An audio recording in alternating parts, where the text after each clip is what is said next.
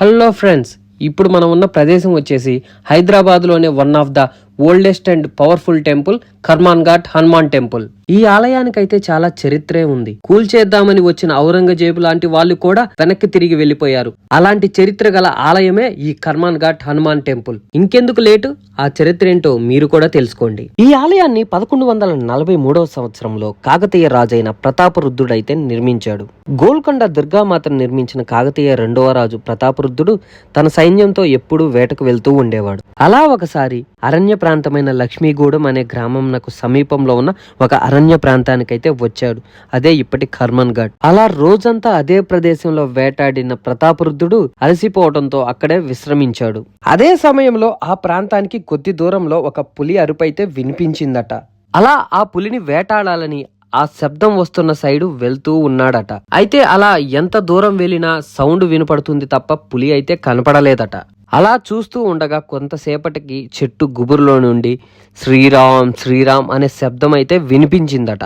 అది విన్న ప్రతాపరుద్రుడు ఆ చెట్టు దగ్గరికి వెళ్లి ఆ గుబురులో ఉన్న ఆకులు అలములు తీసి చూడగా పద్మాసనము వేసుకుని ధ్యాన సముద్రం నుండి దివ్య తేజో ప్రభలతో వెలుగుతున్న శ్రీరామ భక్తుడు శ్రీ ఆంజనేయ స్వామి విగ్రహం అయితే కనిపించిందట. అది చూసి రాజు తన కోటకైతే తిరిగి వెళ్లిపోయాడు. అదే రోజు రాత్రి రాజుగారికి స్వామివారు కలలోకి వచ్చి తనకు ఆలయం కట్టించమని అయితే ఆదేశించాడట. అలా ప్రతాపరుద్రుడు ఈ ఆలయాన్ని అయితే నిర్మించాడు. అలాగే తర్వాత వచ్చిన రాజులు కూడా గణపతి, శ్రీరామ, శివ, వేణుగోపాల, జగన్నాథ మరియు అమ్మవారి ఆలయాలు అయితే నిర్మించారు. అలా ఉండగా ఆ తర్వాత 17వ శతాబ్దంలో ఔరంగజేబు గోల్కొండ దుర్గమ్మను వశపరుచుకొని మతోన్మాదంతో ఈ దేవాలయాన్ని కూడా ధ్వంసం చేయాలని తన సైన్యాన్ని అయితే పంపాడట.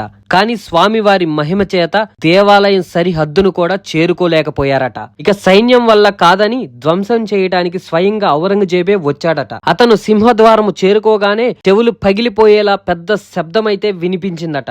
అంతేగాక గర్భగుడి నుండి హే రాజన్ మందిర్ తోడ్నా హైతో పహ్లే తుమ్ కరో మాన్ ఘాట్ అని వినిపించిందట. అంటే, ఓ రాజా, నా ఆలయమును ధ్వంసం చేయదలుచుకున్నచో ముందుగా నీ మనసుని గట్టిపరుచుకొనుము.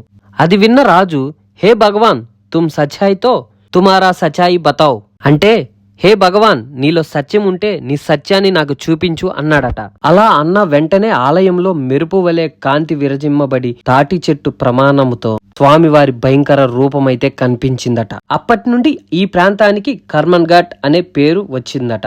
విన్నారుగా అంతటి చరిత్ర కలిగిన ఈ ఆలయం గురించి, అలాగే అంత మహిమ కలిగిన హనుమంతుడి గురించి.